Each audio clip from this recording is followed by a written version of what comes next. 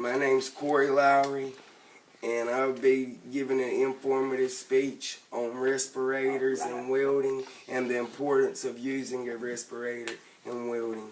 This will be for my public speaking COM 231 class. And right now I'm going to show you my audience. Hey.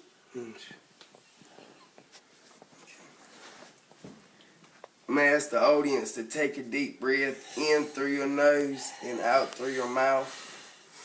Now do it again. It feels good to take a deep breath and cleanse the lungs. Now I'm going to ask if you would put your hand over your nose and mouth. Now I would like for you to take a deep breath again.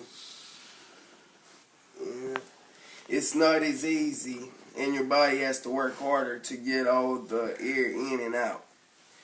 Just imagine breathing like this every day of your life. Welders struggle with breathing problems due to exposure to toxic fumes and particles. Many are on disability, and many have died. I'm too young to die. How many of you have heard of toxic fumes and nanoparticles associated with welding? Welders have more lung infections such as bronchitis and pneumonia. According to an article in the Journal of Occupational and Environmental Hygiene, welding byproducts are particularly known for their composition consisting of ultrafine metals, metal oxides, and other chemical species with high fume formation. So what are nanoparticles? I'm going to show you a picture of some nanoparticles right here. I'm going to show you a picture of some nanoparticles. And I'm going to pass it around to my audience. Okay. So what are nanoparticles? These particles are so small that even respirators cannot filter all of them. Not all welding produces nanoparticles. When someone is welding and not wearing a respirator, metal and particles to be inhaled in the lungs. This can cause a condition called arc welder's lungs.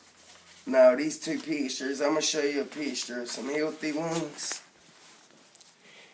And this is a picture of arc welder's lungs. And I'm going to pass that around for my audience. See the difference. Okay.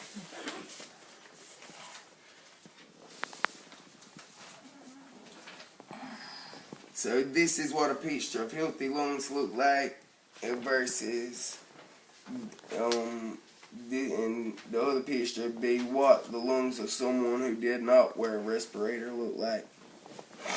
Nanoparticles not only affect the lungs, they actually affect the immune system.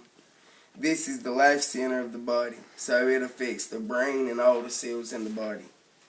Here's a picture of your immune system.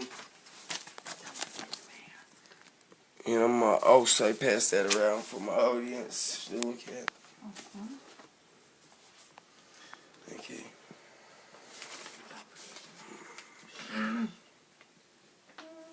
Toxic fumes are another danger that welders face. Fumes are produced when metal is heated to the boiling point. These fumes, according to research, can cause serious health problems. Research conducted in 2012 indicated that the welding stainless steel produces some of the most toxic fumes containing corium and nickel. If you remember the movie Erin Brockovich, this is chemical that caused all the health issues and was the reason for the class action lawsuit.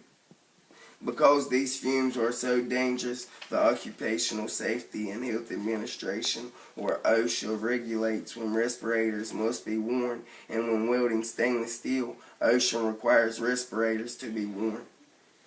Now that you know about the exposure, let's talk about some respirators. And I have my respirator, and I'm going to show you what my respirator is and what it looks like. This is my respirator. And I'm going to also pass it around for my audience to look at. There are several types of respirators, including those that fit inside the welding shield to loose fitting that are power generated. Many of these respirators require certain types of cartridges depending on the type of welding being done. Every one has to be fit tested to make sure that the mask has a good seal. Also, facial hair often prevents a good seal from occurring, so facial hair is discouraged. Not all welding requires wearing a respirator. It is often the choice of the welder to wear this type of protection. Why would anyone choose not to wear the protection? I spoke with a gentleman who had retired from 30 years in the welding business. He told me that if he had known then what was happening to his body by not wearing a respirator, he would have never welded without one.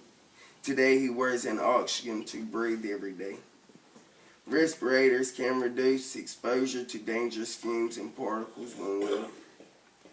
I am a welder who often wonders if my choice not to wear a respirator has made my lungs look like this, the art welder's lungs. Where's, I don't know.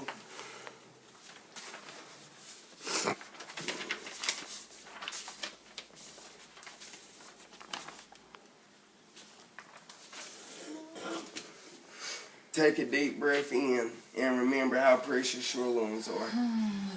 Thank you.